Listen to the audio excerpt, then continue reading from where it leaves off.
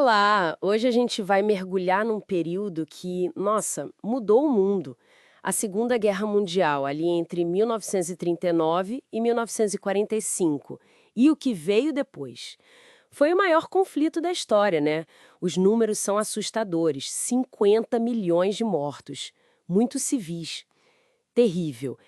A nossa conversa aqui vai se basear em trechos de um texto histórico chamado A Segunda Guerra Mundial e o Pós-Guerra. O objetivo é tentar extrair os pontos mais importantes, sabe? Causas, eventos, as consequências disso tudo. Ok, então vamos lá. Por que isso aconteceu? Muita gente diz, e o material reforça, que foi quase uma continuação da Primeira Guerra. Pois é, as tensões não sumiram, né? Sociais, políticas, aqueles tratados de paz que muitos acharam injustos. E aí veio a crise de 29, que piorou tudo. E a ascensão daqueles regimes totalitários, Alemanha, Itália, Japão, com aquela vontade de expandir. Exato. Tinha também o ressentimento alemão, o medo do comunismo, era um barril de pólvora. E o texto detalha bem a formação dos blocos, né? De um lado, as democracias, tipo Reino Unido, França, depois os Estados Unidos. Do outro, o eixo Roma-Berlim, que depois incluiu Tóquio. Com motivações bem diferentes, claro. Sim, e as ações deles. A Itália invadindo a Etiópia, a Albânia, a Alemanha anexando a Áustria, pedaços da Tchecoslováquia, não eram só demonstrações de força. Eram passos calculados que foram aumentando a tensão. Até que não deu mais para segurar, né? A invasão da Polônia pela Alemanha em setembro de 39 Isso. foi o estopim. E exato. Aí o Reino Unido e a França tiveram que declarar guerra. Começou para valer. E no começo, parecia que ninguém segurava a Alemanha. Aquela estratégia, a Blitzkrieg. A guerra relâmpago, né? Ataque surpresa, rápido, brutal. Dominaram vários países da Europa muito rápido. A Itália entrou no eixo também. Impressionante a velocidade. Mas Mas tiveram tropeços importantes que a fonte aponta. A tentativa de invadir a Grã-Bretanha não deu certo. e a invasão da União Soviética, Moscou resistiu, né? O inverno russo ajudou ali também. Fundamentalmente, a resistência soviética foi tenaz. E aí, claro, veio o ataque japonês a Pearl Harbor no final de 41. Ah, isso mudou tudo, completamente. Sem dúvida, trouxe os Estados Unidos para a guerra com força total. E aí a pressão aumentou para todo lado, né? Até o Brasil, que estava neutro, teve que escolher um lado. Aqui a análise fica muito interessante. Sim, porque a entrada dos Estados Unidos realmente virou o jogo. Recursos, poderio militar. E aí os alemães começaram a recuar, no norte da África, na Europa Oriental. Exato. E em 43 teve a vitória soviética decisiva em Stalingrado. Aquilo foi crucial para expulsar os nazistas da URSS. E no ano seguinte, 44, o famoso Dia D, o desembarque na Normandia. Isso. Abriu a frente ocidental.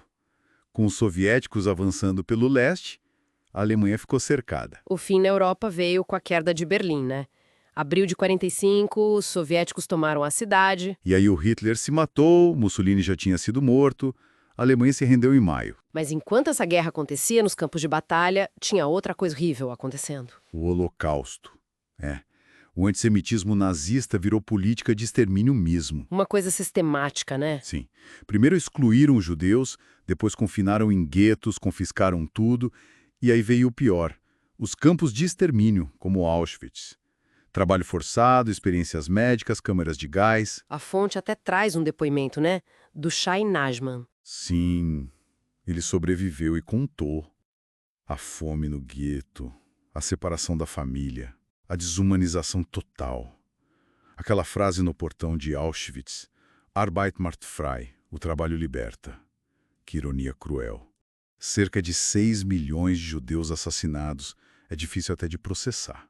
É, e no meio de tanto horror, uma coisa que a fonte destaca é um avanço da ciência, a penicilina. Ah, sim, baseada no trabalho do Fleming, né?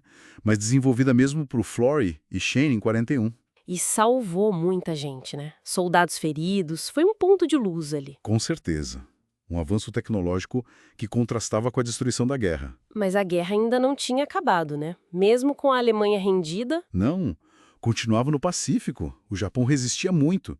E aí veio a decisão americana. as bombas atômicas. Hiroshima e Nagasaki em agosto de 45. Uma decisão controversa até hoje. causou uma devastação imediata, umas 200 mil mortes ali na hora, sem contar os efeitos da radiação depois. E aí o Japão se rendeu. Fim da guerra, finalmente. Fim da guerra. Mas o mundo estava em cacos. E agora? Como reconstruir? A Conferência de Potsdam, entre julho e agosto de 45, tentou organizar a bagunça. Sim, com os chamados três grandes, EUA, Reino Unido e União Soviética. Decidiram sobre indenizações da Alemanha, o julgamento dos líderes nazistas em Nuremberg. E a divisão da Alemanha e de Berlim, né? Que depois ia dar o que falar. Pois é. E aí o texto mostra bem como surgiu uma nova ordem mundial, bipolar.